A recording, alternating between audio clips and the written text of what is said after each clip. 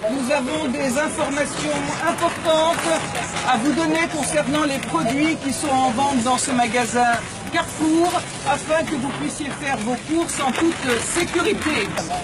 Je parle des produits de l'occupant israélien et, comme vous le savez, ce magasin, en tout cas Carrefour le sait, met en vente des produits qui ne sont même pas étiquetés en conformité avec la législation française. Ces avocats, par exemple, eh bien, il faut carrément avoir une loupe pour savoir d'où ils viennent.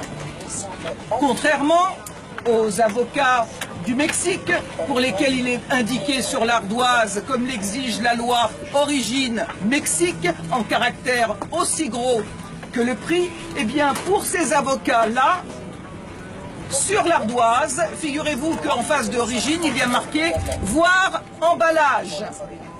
Et pour voir emballage, eh bien il faut avoir une vue très perçante pour arriver à détecter le mot Israël. Et si vous regardez ces pomelos, il est écrit « Regardez l'emballage pour voir d'où ils viennent ». Et il faut vraiment, comme l'a dit ma camarade, avoir une loupe pour voir écrit dessus « Israël ». Ce n'est pas écrit sinon.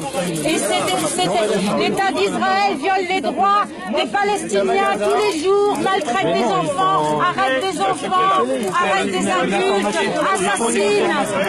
Ils font une information. Les Palestiniens n'ont plus la possibilité de cultiver leurs terres dans la vallée du Jourdain.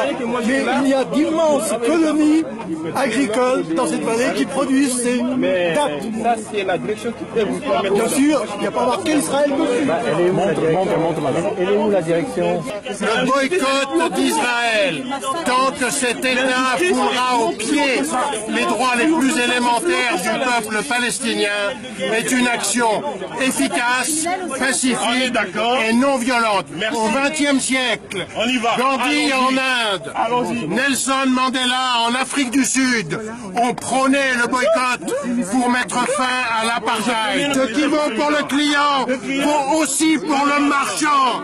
Un commerçant responsable, c'est quelqu'un qui ne vend pas, qui ne propose pas les produits de l'horrible apartheid israélien.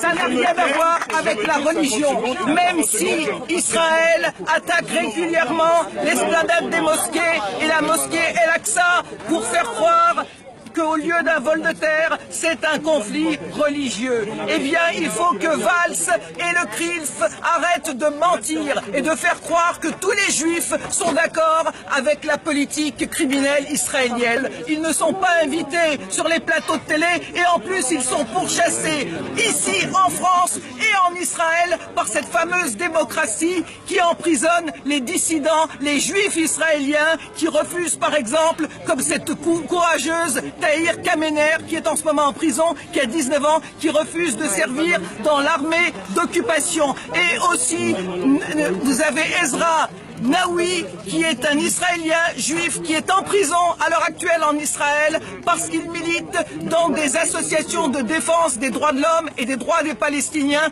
comme B'Tselem et Taïouch. Eh bien, il faut leur rendre hommage et ainsi qu'à Gideon Lévy, qui est un journaliste israélien qui appelle au boycott de son État, l'État d'Israël, parce qu'il n'a pas trouvé pour le moment, comme nous, de meilleurs moyens de faire le droit et la justice. Alors on dit boycott Israël, État d'Israël, État criminel. Voilà, merci. Boycott Israël, criminel, Carrefour, complice Israël, Carrefour, complice Israël, criminel, Carrefour, complice Israël, criminel,